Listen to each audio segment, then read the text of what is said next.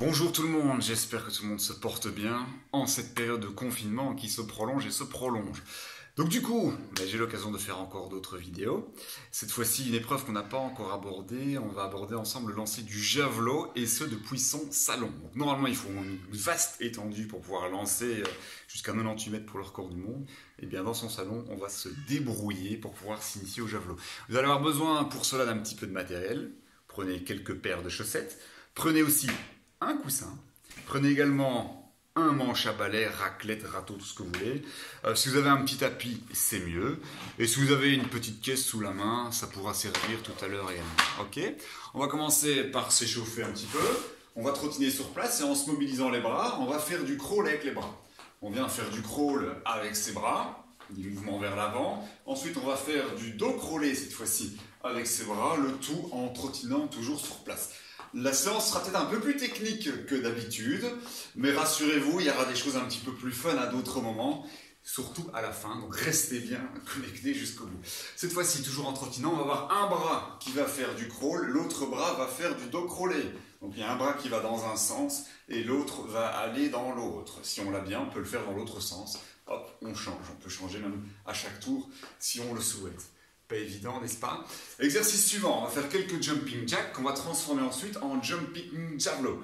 Donc jumping jack, je saute écarté fermé, je viens faire l'étoile et je ferme. Ça c'est le jumping jack classique. On va passer en mode javelot où cette fois-ci, pour trouver cette position de force dans les lancers, je dois me retrouver, hop, cette fois-ci, en poids de corps sur ma jambe arrière. Pour moi c'est ma jambe droite et les bras en étoile. Ça va? Donc ça va donner là.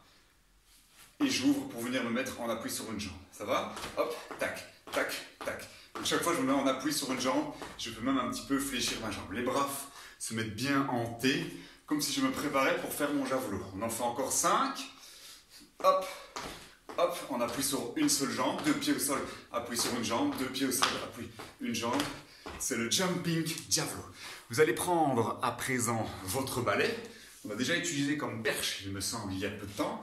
Et on va faire quelques petits mouvements pour bien s'échauffer les épaules. Il faut bien savoir que pour le javelot, on le fait passer devant et derrière, la mobilité d'épaule est absolument essentielle pour ne pas se blesser et pour pouvoir être performant. On va passer désormais à gauche et puis à droite. Faites attention au lustre.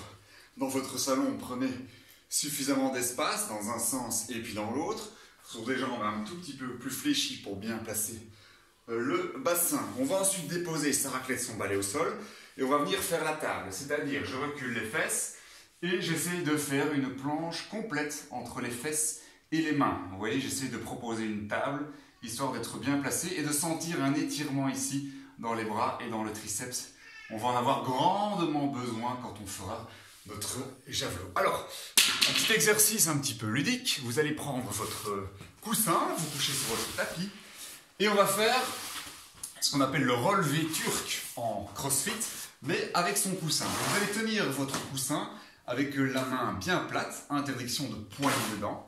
Et je tiens mon coussin, je vais me coucher au sol et j'amène mon coussin derrière ma tête. Je viens faire ici une fermeture, je vais au-dessus de ma tête et je vais me redresser pour me mettre debout sur un seul pied en équilibre à la fin de mon mouvement. Ok ?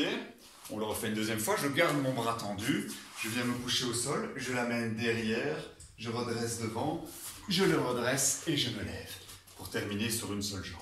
Deuxième exercice un peu plus complexe, on va le faire sans utiliser la main libre. Je me couche comme je peux, je l'amène derrière, j'essaie que mon coussin ne tombe pas, je vais devoir me redresser de manière un petit peu plus dynamique pour terminer à nouveau dans ce mouvement-là. Ça va? Et ceux qui veulent une progression encore plus compliquée, S+1 ou S+2 comme on dit dans d'autres jargons, on le fait cette fois-ci sur une seule jambe. Donc je descends sur une seule jambe, j'amène mon coussin derrière ma tête et je vais essayer de me redresser sur une seule jambe et terminer ici en genou. Entraînez-vous à votre aise pour le faire à la maison. Exercice suivant, il faut savoir que ce qui est important dans un lancer, c'est d'avoir aussi cette notion de rythme dans le déplacement. Donc ce qu'on va faire quelques petits déplacements sur 1 ou 2 mètres en faisant des petits pas croisés. Donc chaque fois que je viens faire le pas croisé, je déplace ma jambe vers l'avant. Donc je viens lancer ma jambe vers l'avant pour terminer ici en position de force. Je lance ma jambe vers l'avant et hop, je termine ici en position de force. Ok ? On va le refaire encore une fois. Je lance ma jambe et je suis en position de force. Pour bien ressentir ce mouvement de pas croisé, eh bien vous allez vous mettre en T avec les bras et vous allez vous mettre avec le pied gauche au sol pour les lanceurs droitiers et vous allez faire un petit balancier avec cette jambe droite. Et là, chaque fois, je viens faire un mouvement comme si j'allais faire un pas croisé. Ok? Pour s'équilibrer, on va le faire sur l'autre pied. Pied droit au sol comme si j'étais lanceur gaucher. Et je viens lancer ma jambe gauche, du coup, de l'autre côté. Ça va? Cette fois-ci, on fait la même chose, sauf qu'on va retrouver cette position de force, poids de corps sur la jambe arrière. Donc, un balancier, et puis hop, j'enchaîne pour venir me mettre en position de force. On recommence, un balancier, deuxième où j'enchaîne pour venir ici en position de force, avec tout mon poids de corps qui doit du coup être sur cette jambe droite. Répétez-le régulièrement parce que c'est super important de bien le comprendre. Alors, histoire de sentir qu'on est bien sur la jambe arrière, on va faire un petit déplacement cette fois-ci. On va faire pour lanceur droitier, droite, droite, gauche, droite, droite, gauche, droite, droite, gauche. Et on fait des petits déplacements ainsi. Droite, droite, gauche, droite, droite, gauche. Ok? Pour lanceur gaucher, ça va être évidemment le contraire. Gauche, gauche, droite, gauche, gauche, droite, gauche, gauche, droite. Ça marche? Compris pour tout le monde? On va reprendre son balai à présent. Et on va faire un petit exercice pour bien ressentir le mouvement qu'on doit avoir quand on fait son lancer du disque. Donc, mettez votre balai tout près, vous en avoir besoin tout de suite. Il faut savoir que quand vous lancez votre javelot, pas de disque, c'est ce que je raconte, il faut avoir la main qui reste le plus longtemps possible derrière. Donc, je le montre pour un gaucher. Vous allez mettre votre doigt contre un mur. Hop, j'ai mon escalier qui est juste là. Je vais d'abord pousser sur la jambe qui est au sol. Donc, c'est pied, genou, bassin qui avance. Je laisse mon épaule ici loin derrière. Vous voyez que je forme un arc à flèche, pied, bassin, épaule, main.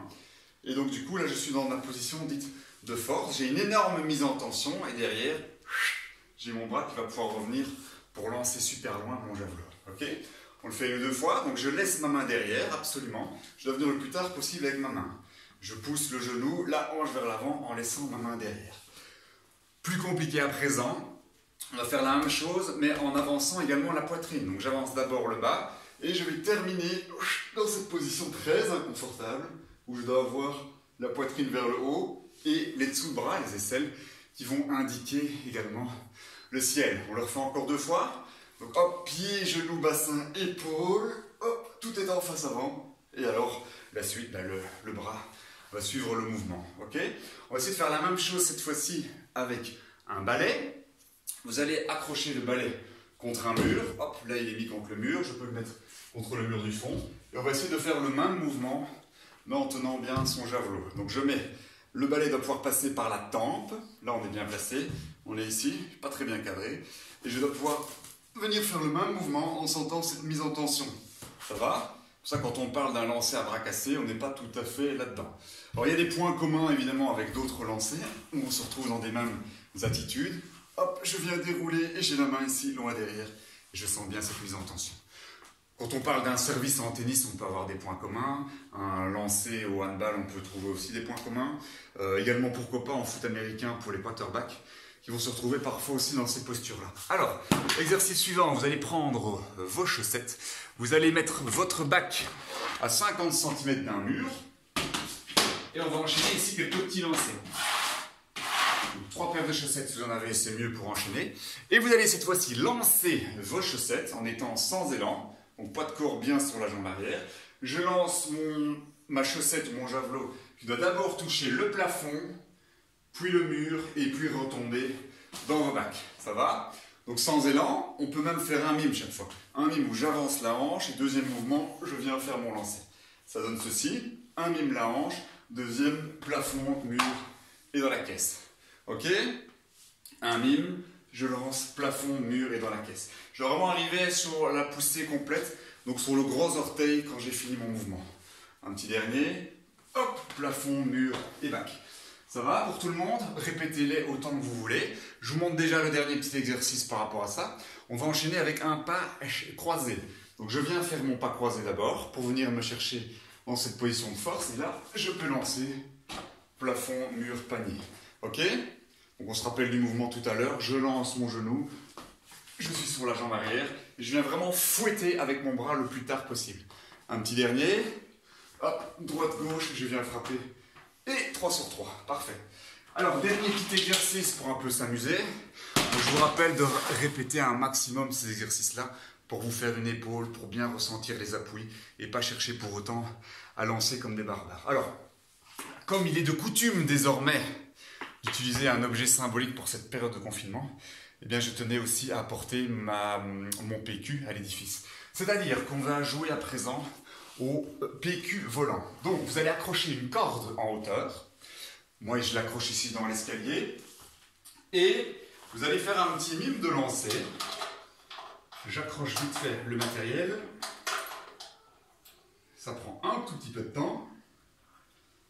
Voilà. Je mets mon PQ sur ma corde. Et ainsi, je vais pouvoir répéter quelques petits mouvements de lancer. Par exemple, dans un premier temps, en position de fente avant, essayez de faire en sorte d'avoir la corde qui se situe au niveau de la tempe, comme pour un lancer de javelot. Et là, vous pouvez faire un mime de lancer. Je lance mon PQ qui revient tout seul. Donc une bête corde à linge, un rouleau de PQ, tout le monde a ça à la maison. Vous accrochez la corde à l'escalier ou en dessous d'une porte et c'est parti. On essaie de bien lancer le plus tard possible son rouleau de PQ. Donc d'abord avancer la poitrine et hop, je viens terminer en frappant avec le haut. L'idée c'est vraiment d'avoir le PQ qui touche quasi pas la corde, tellement il lancerait parfaitement dans la bonne trajectoire. Et ensuite, vous pouvez le faire en étant debout, pour être un peu plus spécifique à l'épreuve. Donc la position de force, c'est, on dit parfois c'est Jésus-Christ sur la croix qui regarde l'heure. Là je suis dans la position finale, j'avance la hanche et je termine en balançant mon rouleau de PQ. C'est pas beau, non? Allez, essayez, entraînez-vous à la maison, répétez ça comme vous pouvez. Que vous fassiez de la balle de hockey, du vortex, du lancer, du javelot ou un autre sport, ça peut toujours être précieux. Bon entraînement à vous et soyez patient.